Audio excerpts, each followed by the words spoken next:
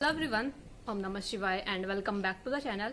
आई hope कि आप सभी ठीक होंगे और अपना भी ध्यान रख रहे होंगे और आप सभी की तैयारी भी एकदम अच्छे से चल रही होगी। तो आज है 2 जून और आज जो मैंने मॉक टेस्ट लगाया था वो संडे वाला मॉक टेस्ट लगाया था जो कि RWA पर 1 जून को आया होगा। वो मैंने 2 जून को लगाया था और ये जो मॉक टेस्ट था ये था यूपी पुलिस का मॉक टेस्ट। तो आई थिंक मैं करीब 10 बजे के बाद, 10 बजे से पहले, शायद 10 बजे से थोड़ा सा पहले मैं मॉक टेस्ट देने के लिए बैठी थी। क्योंकि ऐसा था, क्योंकि अभी एक तो आप सभी को पता है मम्मी तो घर पर नहीं है, मम्मी गई है मामा जी के घर पर और उसके बाद पापा जी चले गए थे बाहर। तो मुझे लगा अच्छा टाइम है, क्योंकि जब घर पर कोई नहीं रहता ना तो आप एकदम अपना मॉक टेस्ट बिल्कुल आराम से लगा पाते हो। कुछ ऐसी टेंशन नहीं रहती कि बीच में कोई डिस्टर्ब करेगा, कोई कुछ काम बता देगा। क्योंकि अगर आपको पता है, अगर आप RWA पर अपना मॉक टेस्ट को 1-2 मिनट भी कहीं रोक कर गए ना तो सारे क्वेश्चन आपके अनअटेम्प्ट हो जाते हैं। इसलिए उसमें जितनी कोशिश होया करे तो आप भी ऐसा ही किया करो कि आप पूरा 2 घंटे में पूरा कंप्लीट करो, बीच में आपको रोकना ना पड़े। क्योंकि अगर आपने एक बार भी मॉक टेस्ट कहीं पर भी रोका ना तो आपके सारे क्वेश्चन ही गायब हो जाएंगे। तो अभी बात करेंगे कुछ क्वेश्चन की, उसके बाद देखेंगे क्या स्कोर रहा। लेकिन अगर मैं आपको बताऊं ना, देखो जो जीके जीएस वाला पार्ट था इसका फिर भी ठीक लगा मुझे। जो यूपी पुलिस में इन्होंने जीके जीएस दी हुई थी ये थोड़ी सी आसान थी, इसके क्वेश्चन बन गए। लेकिन जो मैंने संडे वाला मॉक टेस्ट लगाया था और उसके अंदर जो यूपीएसआई के क्वेश्चन थे वो बहुत ही ज्यादा डिफिकल्ट लगे मुझे। तो बहुत कम क्वेश्चन मेरे बन पाए थे। हिंदी दोनों में ही एक जैसी थी, ज्यादा कुछ डिफरेंस नहीं था। और मैथ तो ठीक थी, इसकी भी आसानी थी मुझे लगता है, जहां तक जो यूपी पुलिस का जो मॉक टेस्ट था और यूपीएसआई का जो मॉक टेस्ट था दोनों में ही मैथ ज्यादा डिफिकल्ट नहीं रख रखी थी।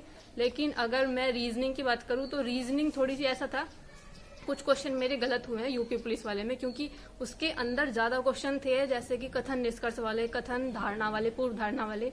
जो थ्योरी वाले जो क्वेश्चन थे ना, जिसमें जो कॉन्सेप्ट वाले क्वेश्चन थे वो बहुत सारे गलत हुए आज रीजनिंग के अंदर। तो इसलिए रीजनिंग की वजह से थोड़ा सा स्कोर डाउन हुआ है। तो इसमें जो सबसे बड़ी दिक्कत होती है ना एनालिसिस करने में, ये होती है कि जो क्वेश्चन थे, बहुत सारे क्वेश्चन ऐसे मिले मुझे जो यूपी एसआई का जो मैंने अभी मॉक टेस्ट लगाया था संडे में, उसके क्वेश्चन यूपी पुलिस वाले मॉक टेस्ट के अंदर रख रखे थे। तो इसलिए मुझे लगता है कहीं ना कहीं ये जो स्कोर आ रहा है ना, उससे आप 10-15 नंबर कम ही मानकर चलना। क्योंकि आपको भी और मुझे भी ऐसा हमें लगना चाहिए कि बिल्कुल हमारे 10-15 नंबर इससे कम ही आएंगे। क्योंकि जो स्कोर था, देखो आपने देखा जो मैथ के अंदर था, शायद रीजनिंग के अंदर एक क्वेश्चन था जिसमें वर्ग गिनने थे, शायद आयत गिनने, वर्ग गिनने थे, जहां तक मुझे याद है।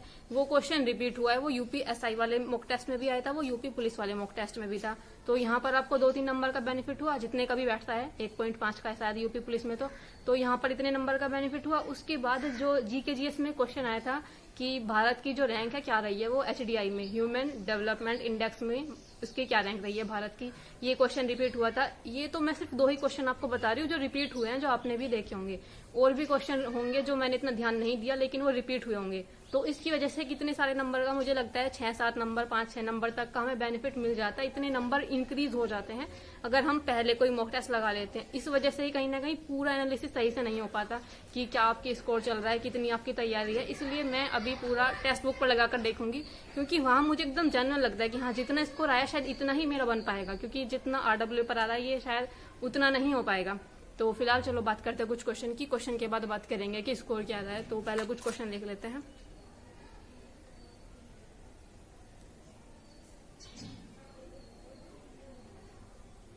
देखो आज भी गद्यांश से क्वेश्चन आया था, हिंदी वाले पार्ट में गद्यांश से क्वेश्चन था कि इस गद्यांश का उपयुक्त शीर्षक क्या होगा। तो मैंने लगाया था अनेकता में एकता, जो कि मेरा फिर से गलत हुआ है। इसमें था संगठन में शक्ति है। और जो यूपीएसआई वाले मॉक टेस्ट के अंदर जो इन्होंने शीर्षक निकालने वाला क्वेश्चन दे रखा था गद्यांश में, मेरा वो भी गलत था। मतलब ये शीर्षक निकालना मुझसे निकलता ही नहीं है भाई, पता नहीं चलता कि कैसे बनाते हैं शीर्षक। तो मेरा गलत हुआ था ये हिंदी का क्वेश्चन।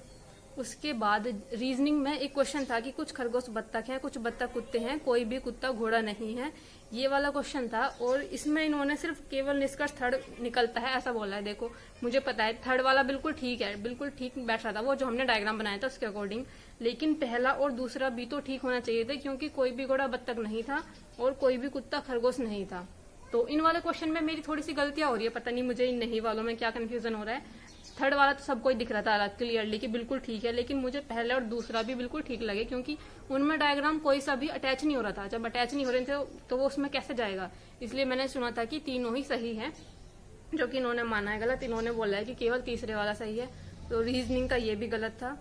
और रीजनिंग में एक क्वेश्चन था कि कथन था ईमानदारी ही सर्वोत्तम नीति है, और अनुमान दे रखा था कि ईमानदार लोग नीति बनाते हैं। और सेकंड था कि हर नीति में ईमानदारी होनी ही चाहिए। तो इसमें मैंने लगाया था कि केवल सेकंड वाला नहीं था, क्योंकि इसमें ही बात हो रही है एक तरह से कि नीति में ईमानदारी की, नीति है तो ईमानदारी है, इस वाली बात की, इसलिए सेकंड लगाया था। पहला ऐसा कुछ लोग ऐसा कुछ सच कहा नहीं है इन्होंने, ईमानदार लोग नीति बनाते हैं, ऐसा कुछ यहाँ पर ऐसी बात नहीं हुई। लेकिन इन्होंने माना है कि न तो फर्स्ट है और न ही सेकंड है, तो ये वाला क्वेश्चन भी गलत हुआ था। और ये वाले क्वेश्चन मेरे बन ही नहीं पा रहे, कथन अनुमान वाले, कथन धारणा वाले, कथन निष्कर्ष वाले गलत हो रहे हैं सारे क्वेश्चन, पता नहीं क्या कर रखा है बिल्कुल।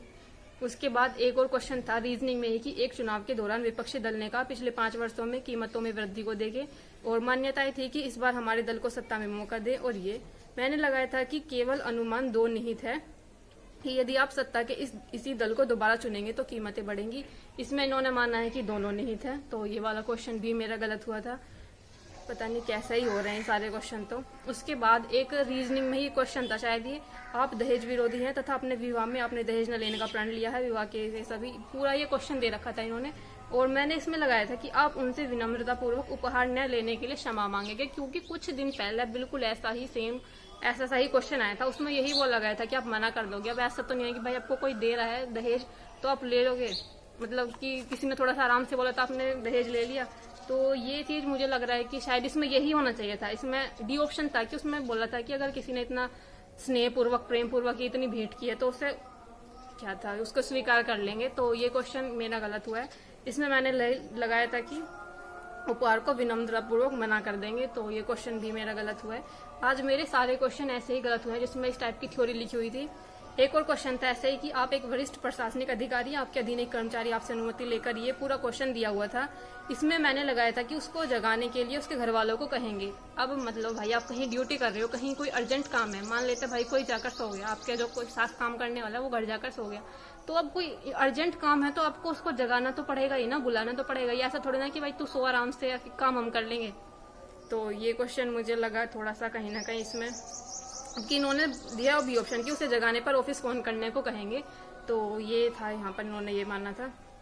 तो आपने क्या लगाया था इस वाले क्वेश्चन का एक बार कमेंट करना। एक तो मेरे सारे क्वेश्चन आज ये वाले क्वेश्चन मतलब सारे ही गलत हुए, ऑलमोस्ट मैंने आप सभी से सारे ही क्वेश्चन डिस्कस करे तो सारे ही गलत हुए थे इस तरह के। और एक क्वेश्चन आया था आज मैथ के अंदर की समचतुर्भुज का क्षेत्रफल 175 सेंटीमीटर है, एक विकर्ण की लंबाई इतनी है, दूसरे विकर्ण की लंबाई बतानी थी। इतना आसान सा क्वेश्चन निकल भी गया था, आई थिंक 14 सेंटीमीटर इसका आया था।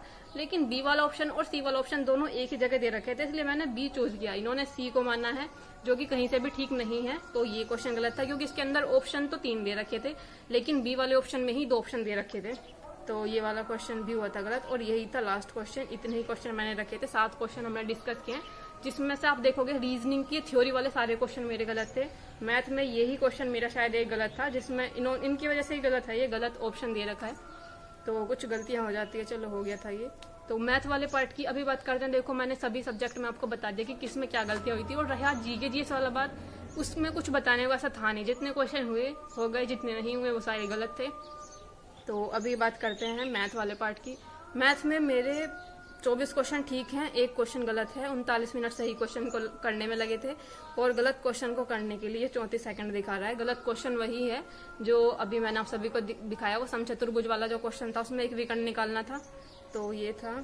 उसके बाद रीजनिंग की मैं बात करूँ तो रीजनिंग में 42 क्वेश्चन ठीक हैं, 7 क्वेश्चन गलत हैं और एक क्वेश्चन अनअटेम्प्ट है। एक क्वेश्चन अनअटेम्प्ट जो है वो वही है जिसमें 3-3 की सीरीज दी हुई थी, 3 नंबर ऊपर, फिर 3 नंबर उसके नीचे, 3 नंबर उसके भी नीचे, 3-3 करके पूरा एक वर्ग सा बना दिया जाता है। तो वो वाला क्वेश्चन मेरा नहीं हुआ था, इसलिए मैंने उसको अनअटेम्प्ट छोड़ दिया था। और उस अनअटेम्प्ट क्वेश्चन पर मैंने 4 मिनट लिए थे करने के लिए, मेरा नहीं हुआ था वो। तो सही क्वेश्चन के लिए 34 मिनट लगे थे और गलत क्वेश्चन के लिए 10 मिनट और अनअटेम्प्ट क्वेश्चन के लिए 4 मिनट। उसके बाद हिंदी की अगर मैं बात करूँ तो हिंदी में मेरे 33 क्वेश्चन ठीक हैं, 3 क्वेश्चन गलत हैं और एक क्वेश्चन अनअटेम्प्ट है।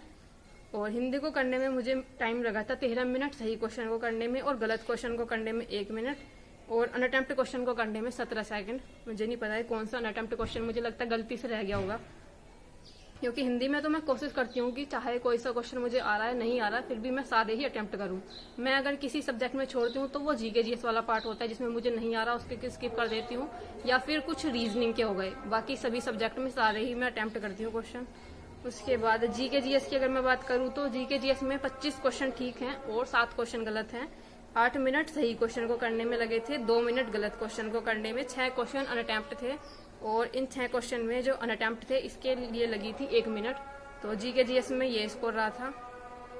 और अगर ओवरऑल स्कोर की मैं बात करूँ तो 239 रहा है मेरा, 300 में से 429 रैंक है, 21,205 में से 429 रैंक है, परसेंटाइल 97 है, सही क्वेश्चन थे 124 थे और गलत क्वेश्चन 18 थे, अनअटेम्प्ट क्वेश्चन 8 थे और एक्यूरेसी थी 87%।